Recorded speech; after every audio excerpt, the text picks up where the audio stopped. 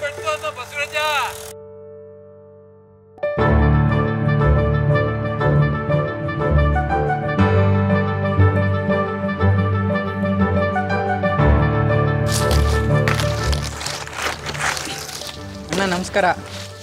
ನಮಸ್ಕಾರ ಸರ್. ತೀರ್ಥನ್ ಅಂತ ಹೇಳಿ ಕಾವೇರಿ ಕೂಗಿಂದ ಬರ್ತಾ ಇದ್ದೀನಿ. ಸರಿ ಸರ್. ನಿಮ್ಮ ತೋಟ ನೋಡ್ಕೊಂಡು ಹೋಗೋಣ ಅಂತ ಬಂದೆ. ಹಾಗೆ ಸಂತೋಷ ಸಂತೋಷ.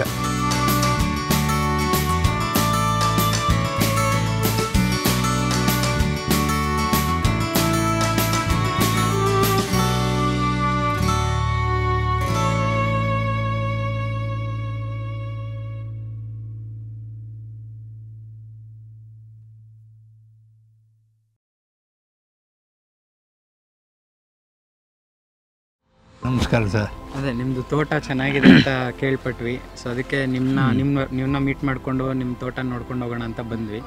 ನಿಮ್ಮ ಪರಿಚಯ ಮಾಡ್ಕೋತೀರಾ? ಸರಿ ಸರ್. ನನ್ನ ಹೆಸರು ನಟರಾಜು ಅಂತೇಳಿ. ನಾವು ಸುಮಾರು 15 ವರ್ಷದ ಹಿಂದೆ ಎಲ್ಲನೂ ನಾವು ನೈಸರ್ಗಿಕ ಕೃಷಿ ಬಿಟ್ಟು ರಾಸಾಯನಿಕ ಕೃಷಿ ಮಾಡ್ತಾಯಿದ್ವಿ. 10-15 ವರ್ಷದಿಂದ ಈಚೆಗೆ ನಮಗೆ ಪಾಳೆಕರ್ ಪರಿಚಯ ಆಯಿತು. ಅವ್ರ ಪರಿಚಯ ಆದಮೇಲಿಂದ ನಾವು ಅಲ್ಲಿಂದ ಈಚೆಗೆ ನೈಸರ್ಗಿಕ ಕೃಷಿ ಮಾಡಬೇಕು ಅಂತೇಳಿ ಪ್ರಯತ್ನ ಮಾಡಿಕೊಂಡು ನೈಸರ್ಗಿಕ ಕೃಷಿ ಮಾಡೋದಕ್ಕೆ ಶುರು ಮಾಡಿದ್ವಿ. ನಮಗೆ ಟೋಟಲಿ ಒಟ್ಟಿಗೆ ಒಂದು 30 ಎಕರೆ ಜಮೀನಿದೆ. 30 ಎಕರೆ ಜಮೀನಿದೆ.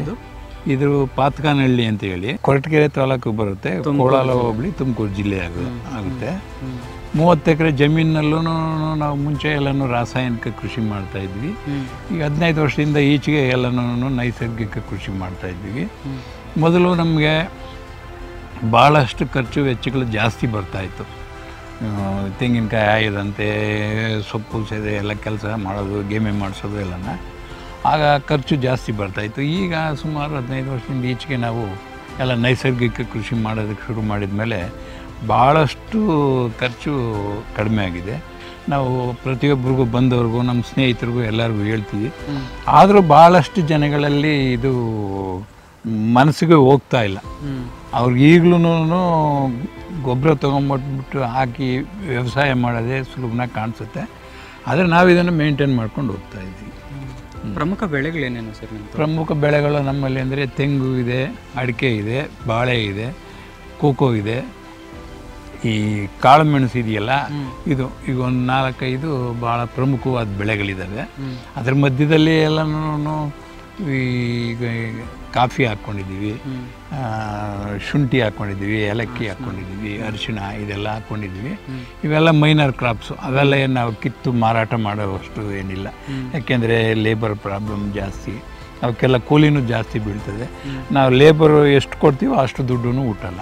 ಆದ್ದರಿಂದ ನಾವು ಮೇಜರ್ ಕ್ರಾಪ್ಸು ಅಡಿಕೆ, ತೆಂಗು, ಬಾಳೆ, ಆಮೇಲಿಂದ ಕೋಕೋ, ಆಮೇಲಿಂದ ಪೆಪ್ಪರ್, ಇಷ್ಟು ನಾವು ಮೇಂಟೈನ್ ಮಾಡ್ತಾ ಇದ್ದೀವಿ.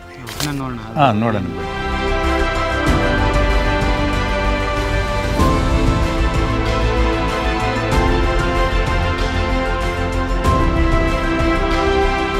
ಇದು ನೋಡಿ, ಇದು ನಾವು ಸ್ಟಾರ್ಟಿಂಗ್ನಲ್ಲಿ ಯಾವ ರೀತಿ ಇದೆಯೋ ಈ ತೋಟ, 10 ವರ್ಷದ ಹಿಂದೆಗಡೆ ಎಲ್ಲ ನಮ್ಮ ತೋಟ ಎಲ್ಲನೂ ಇದೇ ಥರ ಇತ್ತು.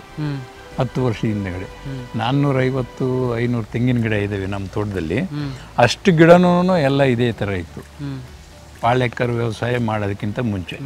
ಈಗ ನಾವು ಪಾಳೆಕರ್ ವ್ಯವಸಾಯ ಅಲ್ಲಿ ಮಾಡಿದ್ದಾದಮೇಲೆ ಅದಕ್ಕೂ ಇದಕ್ಕೂ ಭಾಳಷ್ಟು ವ್ಯತ್ಯಾಸ ಇದೆ. ಇದರಲ್ಲಿ ಇಳುವರಿನೂ ಕಡಿಮೆ ಇದೆ. ಗಿಡಗಳು ಎಲ್ಲ ನೋಡೋದಕ್ಕೆ ಕೆಂಪು ಕಾಣಿಸ್ತಾ ಇದ್ದಾವೆ.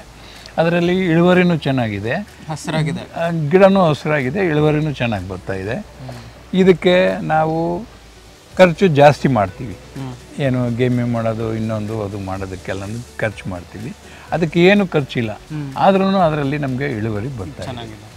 ಅದು 2ನೇ ಸ್ಟೇಜು. ಅಂದರೆ ಇದಕ್ಕೆ ನಾವೇನು ಮಾಡಲ್ಲ, ಅದಕ್ಕೆ ಸ್ವಲ್ಪ ಬೆಳೆ ಇಡ್ತೀವಿ. ಅಂತರ ಬೆಳೆಗಳನ್ನು ಸ್ವಲ್ಪ ಇಡ್ತೀವಿ. ಇದಕ್ಕಿಂತ ಸ್ವಲ್ಪ ಉತ್ತಮ.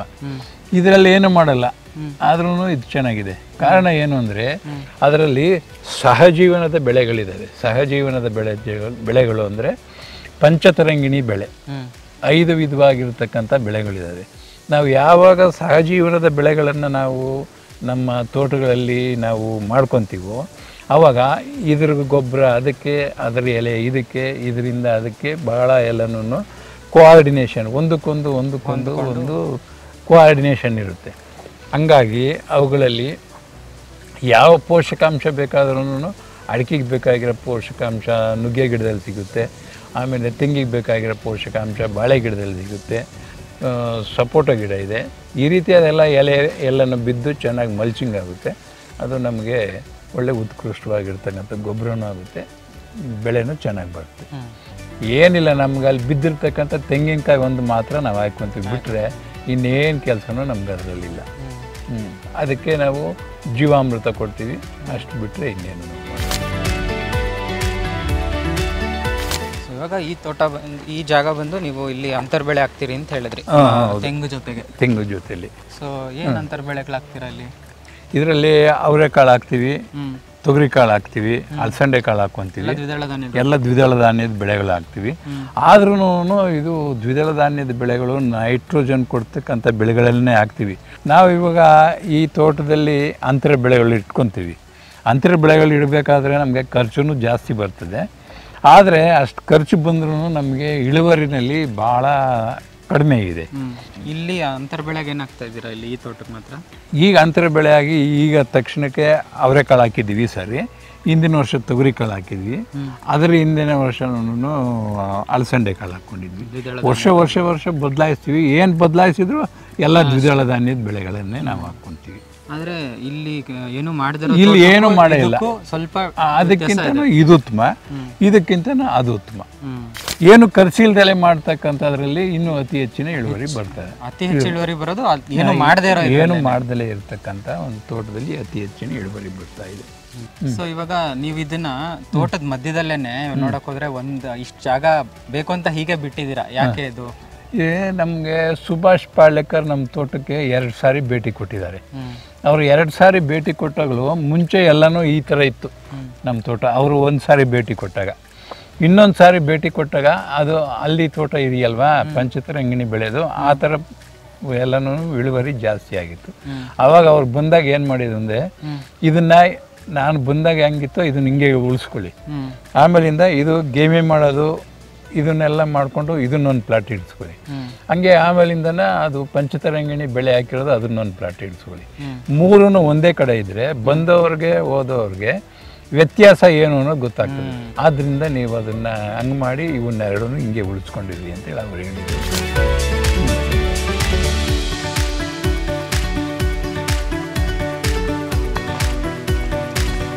ಸೊ ಇದು ಏನಿದೆ ಅಡಿಕೆ ತೋಟ ಹೊಸದಾಗಿ ಹಾಕ್ತಿರಂಗಿದೆ? ಇದು ನಾವು ಹಿಂದಿನ ವರ್ಷ ಜೂನ್ ಜುಲೈನಲ್ಲಿ ನಾವು ಸ್ಟಾರ್ಟ್ ಮಾಡ್ಕೊಂಡ್ವಿ ಸರ್.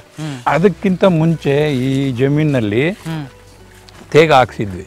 ಸುಮಾರು ಒಂದು 100ರಿಂದ 125 ತೇಗದ ಗಿಡಗಳಿದ್ವು. ಅದು ಸುಮಾರು ನಾಟಿ ಮಾಡಿ ಒಂದು 12-13 ವರ್ಷ ಆಗಿತ್ತು. ನಮಗೆ ಇತ್ತೀಚೆಗೆ ಈ ಅಡಿಕೆನಲ್ಲಿ ಸ್ವಲ್ಪ ಇಳುವರಿ ಜಾಸ್ತಿ ಬರ್ತದೆ, ಏನೋ ಒಂದು ಕಾನ್ಸೆಪ್ಟು, ಜನಗಳೆಲ್ಲನೂ ಅಡಿಕೆ ಕಟ್ತಾ ಹೋದ್ ಬಂದ್ರಲ್ಲ, ಅದಕ್ಕೋಸ್ಕರ ನಾವೆಲ್ಲನೂ ಅಡಿಕೆ ಕಟ್ಟಬೇಕು ಅಂತೇಳಿ ಮನಸ್ಸಿಗೆ ಬಂತು. ಆಗ ನಾವೇನು ಮಾಡಿದ್ವಿ, ಈ ತೋಟ ಎಲ್ಲನೂ 100-125 ಅಡಿಕೆ ಗಿಡ ಮಾಡೋಣ ಅಂತೇಳಿ 100-125 ಗಿಡ ಇದ್ದಿದ್ದ ಒಂದು ತೇಗದ ಗಿಡ ತೋಟವನ್ನು 5 ಲಕ್ಷ ರೂಪಾಯಿಗೆ ನಾವು ಮಾರಾಕ್ಬಿಟ್ವಿ. 5 ಲಕ್ಷ ರೂಪಾಯಿಗೆ ಮಾರಾಕ್ಬಿಟ್ಟು ನಾವು ಆಮೇಲಿಂದನ ಎಲ್ಲ ಅಡಿಕೆ ಗಿಡ ಎಲ್ಲ ಕಟ್ಟಿಸಿದ್ದಾದಮೇಲೆ ಬೇರೆಯವರು ನಮ್ಮ ಫಾರೆಸ್ಟ್ ಆಫೀಸರ್ ಒಬ್ರು ಬಂದರು, ನಮ್ಮ ಸ್ನೇಹಿತರು. ಅವರು ಅವಾಗ ಇದೇನ್ರಿ ಇಲ್ಲಿ ಇದ್ದಿದ್ದು ತೇಗದ ಮರ ಎಲ್ಲ ಕಟ್ಸಾಕ್ಬಿಟ್ಟು ಇಲ್ಲೇನೋ ಮಾಡಿಬಿಟ್ಟಿದ್ದೀರಲ್ಲ ಅಂದರು. ಆವಾಗ ನನಗೆ ಅಡಿಕೆ ಕಟ್ಸ್ಬೇಕು ಅನ್ನಿಸ್ತು, ಅದಕ್ಕೆ ತೆಗೆಸ್ಬಿಟ್ಟೆ ಸರ್ ಅಂತೇಳಿ ಹೇಳಿದೆ.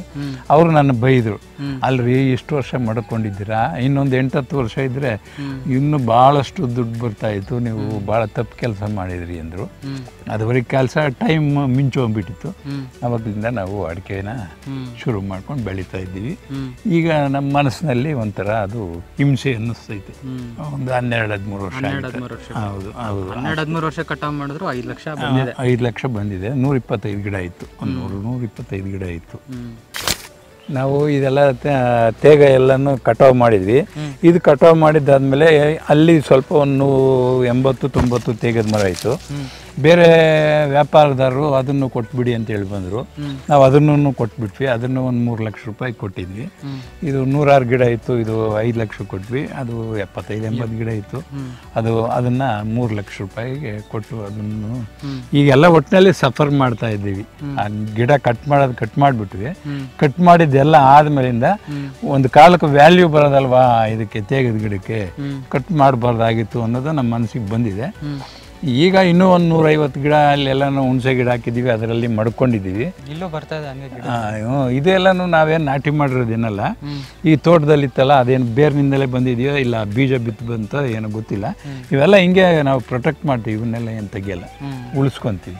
ಸೊ ಇನ್ನೂ ಮರಗಳು ಹಾಕೋ ಪ್ಲಾನ್? ಇನ್ನೂ ಬೇಕಾದಷ್ಟು ಮರಗಳು ಹಾಕ್ತಕ್ಕಂಥ ಪ್ಲಾನ್ ಇದೆ. ನಾವೆಲ್ಲನೂ ಇವಾಗ ಅತಿ ಹೆಚ್ಚಿನದಾಗಿ ನಾವು ಹೆಬ್ಬೇವು, ಆಮೇಲಿಂದ ಈಗ ಮಹಾಗನಿ ಅವು ಹಾಕಬೇಕು ಅಂತ ಅಂದ್ಕೊಂಡಿದ್ದೀವಿ. ಹೆಬ್ಬೇವಿಗಿನ್ನ ಮಹಾಗನಿ ಉತ್ತಮ ಅಂತ ನನ್ನ ಮನಸ್ಸಿಗೆ ಅನ್ನಿಸ್ತದೆ. ಅಂದರೆ ಹೆಬ್ಬೇವು ಏನು ಅಂದರೆ ಅದು ದ್ವಿದಳ ಧಾನ್ಯದ ಬೆಳೆ, ನೈಟ್ರೋಜನ್ ಜಾಸ್ತಿ ನಮಗೆ ಕೊಡುತ್ತೆ ಅನ್ನೋ ಉದ್ದೇಶದಿಂದ ಇಲ್ಲೆಲ್ಲನೂ ಒಂದು 350-400 ಹೆಬ್ಬೇವಿನ ಮರ ಹಾಕ್ಕೊಂಡಿದ್ದೀವಿ. ಆದರೆ ಅವನ್ನೆಲ್ಲ ಕಟ್ ಮಾಡಿ ನಾವು ಟಿಂಬರಿಗೆ ಬಿಟ್ಟಿಲ್ಲ, ಕಟ್ ಮಾಡಿ ತೋಟಕ್ಕೆ ಹಾಕ್ಕೊತಾ ಇದ್ದೀವಿ. ತೋಟಕ್ಕೆ ಮಲ್ಚಿಂಗ್ಗೆ ಹಾಕ್ಕೊತಾ ಇದ್ವಿ. ಮೇವಿಗೆ ಅಂದರೆ ದನ ಕರುಗಳೇನಾದನ್ನು ತಿನ್ನಲ್ಲ, ಹೆಚ್ಚಿಗೆ ಕುರಿ ಮೇಕೆ ಅವನ್ನ ಭಾಳ ಇಷ್ಟಪಟ್ಟು ತಿಂತವೆ.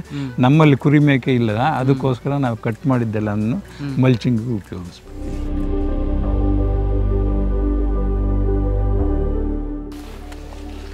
ತೋಟ ಪೂರ್ತಿ ಮಲ್ಚಿಂಗ್ ಆಗಿದೆ, ಎಲ್ಲ ಪೂರ್ತಿ ಎಲ್ಲ ಮಲ್ಚಿಂಗ್ ಆಗಿದೆ. ನಮ್ಮ ಹಿಂದ್ಗಡೆ ಏನಿದೆ ಅದೆಲ್ಲ ಲೈವ್ ಮಲ್ಚಿಂಗ್, ಅಂದರೆ ಇದೆಲ್ಲನೂ ಟೆರೇರಿಯಾ ಅಂತೇಳಿ ಕರಿತೀವಿ ಇದಕ್ಕೆ. ಇದು ಹಸಿರು ಮಲ್ಚಿಂಗು. ಇದು ನಮ್ಮದು ಅಡಿಕೆ ಸಿಪ್ಪೆ. ಈ ಅಡಿಕೆ ಸಿಪ್ಪೆ ನಾವು ಎಲ್ಲನೂ ಅಡಿಕೆಕಾಯಿ ಸುಲಿತೀವಲ್ವಾ, ಅದನ್ನೆಲ್ಲನೂ ಈಗ ಹಸಿ ಸಿಪ್ಪೆ ತೋಟಕ್ಕೆ ಹಾಕಿದರೆ ಎಲ್ಲನೂ ಅಣಬೆ ರೋಗ ಅದು ಇದು ಎಲ್ಲ ಬರುತ್ತೆ. ಆದ್ದರಿಂದ ನಾವೆಲ್ಲನೂ ಒಣಗಿಸೇ ತೋಟಕ್ಕೆ ಹಾಕಬೇಕು. ಇಲ್ಲಿ ತಗೊಂಬಂದು ಒಂದು ಕಡೆ ಎಲ್ಲನೂ ಲಾಟ್ ಮಾಡ್ಕೊತೀವಿ. ಇದು ಒಣಗಿದ್ದಾದ್ಮೇಲಿಂದ ಆ ಗಿಡದ ಬುಡಗಳಿಗೆಲ್ಲನೂ ಮಲ್ಚಿಂಗ್ ನೋಡಿ, ಇಲ್ಲಿ ಮಲ್ಚಿಂಗ್ ಮಾಡ್ಕೊಂಡಿದ್ದೀವಲ್ವಾ, ಈ ಥರ ಎಲ್ಲ ಮಲ್ಚಿಂಗ್ ಮಾಡ್ತೀವಿ. ಹಂಗು ಮಿಕ್ಕಿದ್ದನ್ನು ತೋಟಕ್ಕೆ ಎಲ್ಲನೂ ನಾವು ಒಟ್ಟಿಗೆ ಎಲ್ಲನೂ ತೋಟಕ್ಕೆ ಹಾಕ್ಬಿಡ್ತೀವಿ. ಆದಷ್ಟು ತೋಟದಲ್ಲಿ ಯಾವಾಗಲೂ ಮಲ್ಚಿಂಗ್ ಇದ್ದರೆ ಅದು ತೇವಾಂಶವನ್ನು ಹಿಡಿದಿಟ್ಕೊಳ್ಳುತ್ತೆ. ಆಮೇಲಿಂದ ಮಳೆ ನೀರು ಬಿದ್ದಾಗ ಮಳೆನ ಹರಿದೋಗೋದಕ್ಕೆ ಬಿಡೋದಿಲ್ಲ, ಭಾಳ ಚೆನ್ನಾಗಿ ತೋಟ ತಂಪಾಗಿತ್ತು. ಆದ್ದರಿಂದ ನಮ್ಮ ಡ್ರೈ ಮಲ್ಚಿಂಗ್ಗಿಂತ ಲೈವ್ ಮಲ್ಚಿಂಗ್ ಏನಿದೆ, ಹಸಿರು ಹೊದಿಕೆ ಭಾಳ ಚೆನ್ನಾಗಿ ಚೆನ್ನಾಗಿ ಕೆಲಸ ಮಾಡುತ್ತೆ. ಈ ಒಂದು ಎಲೆ ಕೆಳಗೆ ಬಿತ್ತು ಅಂದರೆ ಇದರಲ್ಲಿ ಬೇಕಾದಷ್ಟು ನೈಟ್ರೋಜನ್ ನಮಗೆ ಸಪ್ಲೈ ಆಗ್ತದೆ. ಇದೇನು ಒಂದೇ ಒಂದು ಬೀಜ ನಾವು ಹಾಕ್ಬಿಟ್ವಿ ಅಂದರೆ ಸುಮಾರು 16 ಮೀಟ್ರು ಬಳ್ಳಿ ಬೆಳ್ಕೊಂಡು ಹೋಗ್ಬಿಡುತ್ತೆ. ಅಷ್ಟು ರ್ಯಾಪಿಡಾಗಿ ಬೆಳೀತದೆ. ಇದ್ರ ಜೊತೆ ಕೋಕೋ ಬೀಜನೂ ಹಾಕ್ತೀವಿ, ಎಲ್ಲ ಇದು ವೆಲ್ವೆಟ್ ಬೀನ್ಸು ಅದೆಲ್ಲನೂ ಹಾಕ್ತೀವಿ. ಅವು ಎಲ್ಲನೂ ನೈಟ್ರೋಜನ್ ಸಪ್ಲೈಗೆ ಅನುಕೂಲ ಆಗ್ತದೆ. ಡ್ರೈ ಮಲ್ಚು ಮತ್ತು ಲೈವ್ ಮಲ್ಚ್ ಎರಡು ಒಂದೇ ಕೆಲಸ ಮಾಡುತ್ತೆ? ಎಲ್ಲ ಒಂದೇ ಕೆಲಸ ಮಾಡುತ್ತೆ. ಬಟ್ ಲೈವ್ ಮಲ್ಚಿಂಗ್ ಏನಾಗ್ತದೆ ಅಂದರೆ ಅದರಲ್ಲಿ ಎಕ್ಸ್ಟ್ರಾ ನೈಟ್ರೋಜನ್ ಸಿಗುತ್ತೆ. ಡ್ರೈ ಮಲ್ಚಿಂಗ್ನಲ್ಲಿ ಸುಮ್ಮನೆ ತಂಪು ಸಿಗುತ್ತೆ ಅಷ್ಟು ಬಿಟ್ಟರೆ ಬೇರೆ ಅದರಲ್ಲಿ ಏನಂತ ಪೋಷಕಾಂಶಗಳು ಸಿಗೋಲ್ಲ. ಈ ಲೈವ್ ಮಲ್ಚಿಂಗ್ನಲ್ಲಿ ಏನಾಗ್ತದೆ ಅಂತಂದರೆ ವಾತಾವರಣದಲ್ಲಿರೋ ನೈಟ್ರೋಜನ್ನ ಹೀರ್ಕೊಂಡು ನಮಗೆ ಗಿಡಗಳಿಗೆ ಸಪ್ಲೈ ಮಾಡ್ತದೆ.